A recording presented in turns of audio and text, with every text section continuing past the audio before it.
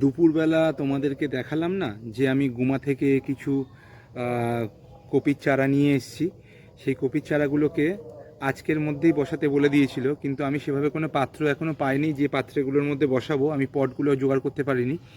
তো আপাতত এই প্লাস্টিকের গ্লাসগুলোর মধ্যে আমি দিয়ে রাখছি, মাটি সমেত মাটি দিয়েই দিচ্ছি। তো অন্তত বেঁচে তো থাকবে, তারপর পটটা জোগাড় হলে সেখানে আমি আবার সেটাকে এই পাত্রগুলো রিপ্লেস করে দেবো তখন।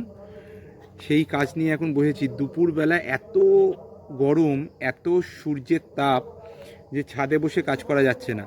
সেই জন্য রাত্রে বসে কাজ করছি, যাতে করে একটুখানি ঠিকঠাক কাজ করতে পারি।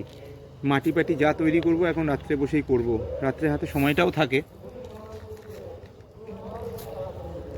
এই যে এইভাবে কপির চারাগুলোকে রেডি করছি, অন্তত বেঁচে তো থাকবে, তারপর দেখা যাক কী হয়।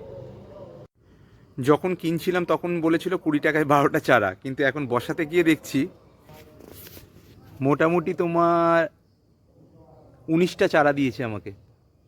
19টা চারা মতো এখানে বসিয়েছি। যাক, মনে হচ্ছে লস হয়নি, লাভই হয়েছে।